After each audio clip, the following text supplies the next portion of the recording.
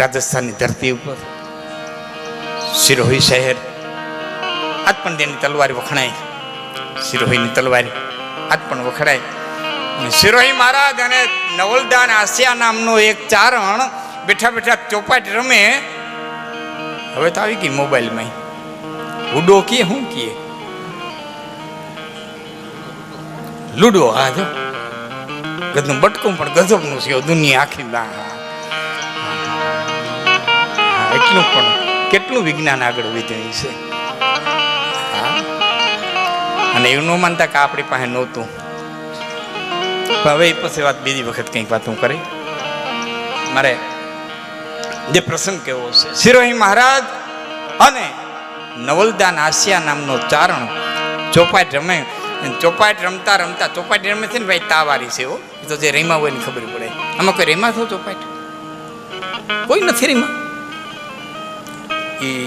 એ તો તાવારી રમત છે.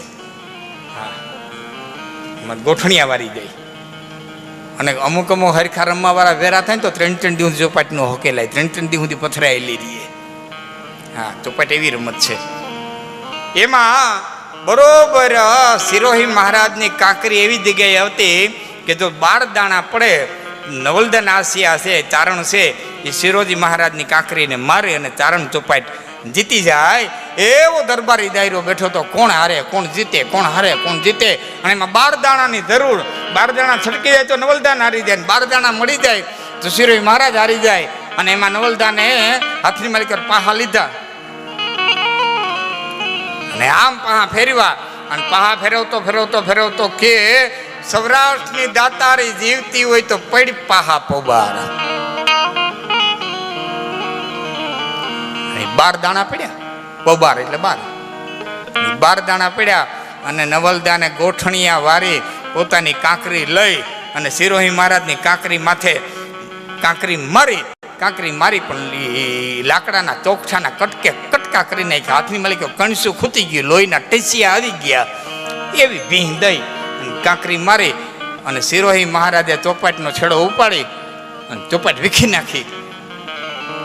ચારણ પાહા નાખતા પેલા હું બોલ્યો હતો કે મહારાજ મેં તો એમ કીધું કે હોરઠની દાતારી જીવતી હોય તો પડી પાહા પોબાર.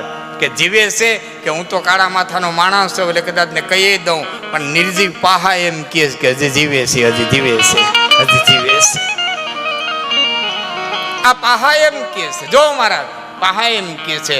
અને સિરોજી મહારાજ કીધું ચારણ સિરોહી મૂકી નીકળી જા, ધરતી છોડી નીકળી જા.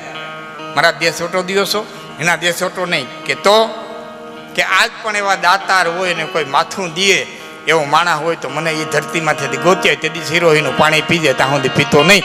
અને એ ચારણ નીકળી ગયો. રાજસ્થાનની ધરતી છોડી રજવાડા તપાહે જાય, વાત કરે એટલે કોઈ એમ કે હોનું માગો તો દઈએ, કોઈ એમ કે હાથી માગો તો દઈએ, કોઈ એમ કે રૂપિયા માગો તો દઈએ, કોઈ એમ કે ભેંસ માગો તો દઈએ, કોઈ કે જમીન માગો તો દઈએ. પણ બાપા હળાળ કડજુગ છે, માથું કોણ દીએ? એક રજવાડું, બીજું રજવાડું, ત્રીજું રજવાડું, એક ગામ, બીજું ગામ, ત્રીજું ગામ, એક ગામ ધણી, બીજો ગામ ધણી, ત્રીજો ગામ ધણી. ચારણ નિરાશ થઈ ગયો. ધરતી વિરતો વિનાન થઈ ગઈ છે. પણ નક્કી કર્યું કે હવે છેલ્લે આ પંથે હાલ્યું જવું છે. સોમનાથ દાદાના દર્શન કરી અને પછી દરિયાને ડીલ હોપી દેવું છે. બરોબર રોંઢાનું ટાણું અને જહદણની બાજુમાં પારેવાડા ગામની ધરતી માથે ઘોડિયા ડાબલા માંડ્યા.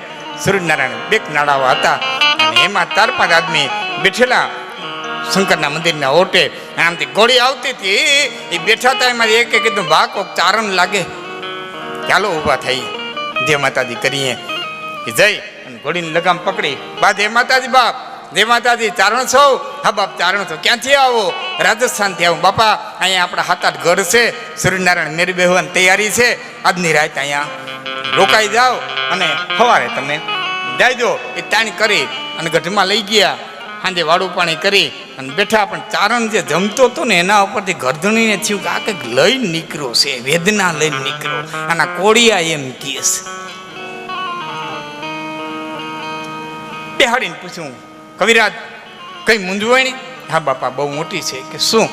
આખી ઘટના વર્ણવીને કીધી, આ રીતે સિરોહી છોડી નીકળો છું, માથું જોઈ છે. અરે મારા બાપ, એમાં હું ખોઈ જાઉં, સવારે જડી જાય, સવારે જડી જાય. ઘણા દિવસનો થાકેલો ઉદાગરા ભરી ચારણ હોઈ ગયો. સવારે 2 ઘોડીઓ તૈયાર થઈ અને ધુમાપડ બાગડતા એ ઘોડીઓ હાલી નાનકડા એવા પંખીના માળા દેવા ગામની માલિકો આવીને એક આયરની ડેલી આવી અને 2 ઘોડીઓ ઊભી રહ્યું. અને એમાં જે પારેવાડાનું ચારણ હતું એને હાથ નાખ્યો કે આપા રામ ઘીરે છે, બાપા રામ ડાંગર છે ઘીરે. લોહરીની પાયરે આવીને આયરાણીએ કીધું કે કવિરાજ ઘેરે તો નથી, બાર ગામ ગયા, પણ ઘર ક્યાં ભેરું લઈ ગયા? એમ ઘોડે બેહીને વાત ન થાય, હેઠા ઉતરો બાપ, હમણાં રૂંઢો થાય તો આવી જાય.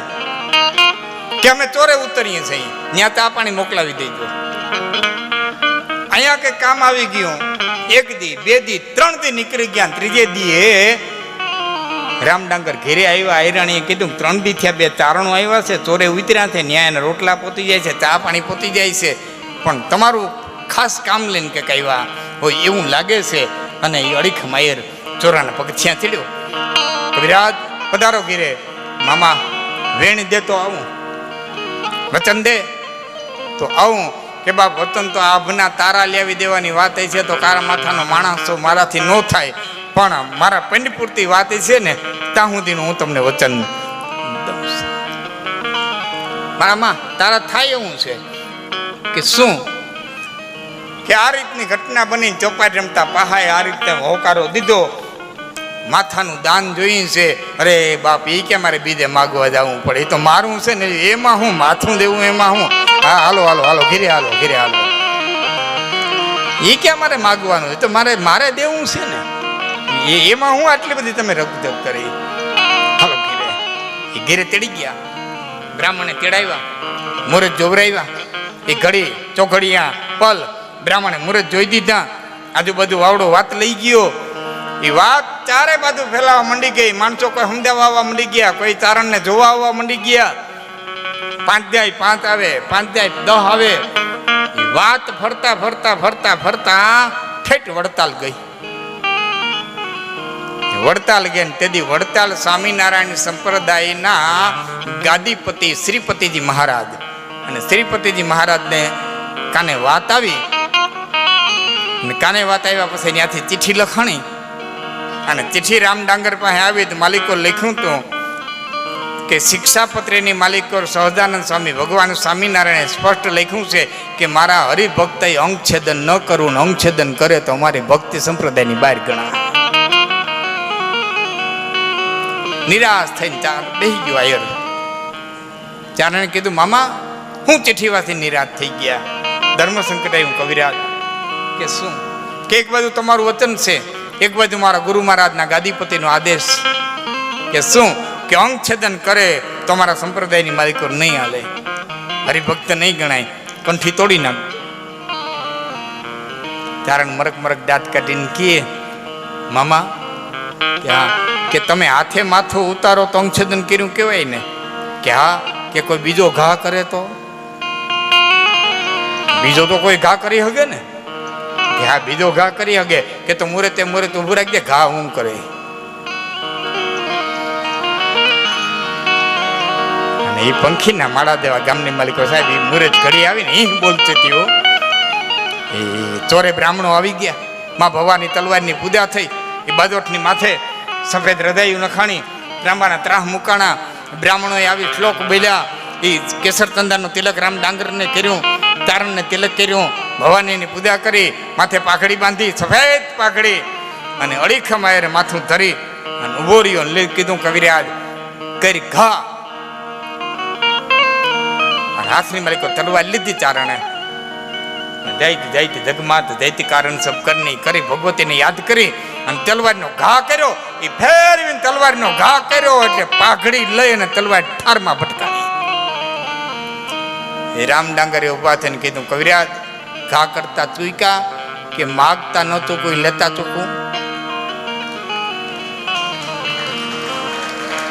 માગતા ન ચૂકું, એ માથું લેતા ચૂકું કે તો આ ઘડીએ કેમ ઘા ગયો, ગળે કેમ નું ગયો. રામ ડાંગર મારે માથાના દાનનો દેનારો જોતો તો માથું નહોતું જોતું. આવા માથા તો લઈ લઈ જોતો પૃથ્વી વીરત્વ વિનાની થઈ. પણ શિરોઈ મહારાજને બતાવું તો કે આજ પણ માથાના દાનના દેનારા પડ્યા છે. દાનનો દેનારો જોતો તો એ આપો રામ ડાંગર. રામ ડાંગરના દીકરા ઉકા ડંગર અને ઉકા ડંગરના દીકરો કાનુભાઈ ડંગર શિક્ષક હતા. હમણાં નિવૃત્ત થયા. ત્રીજી પેઢી હયાત છે.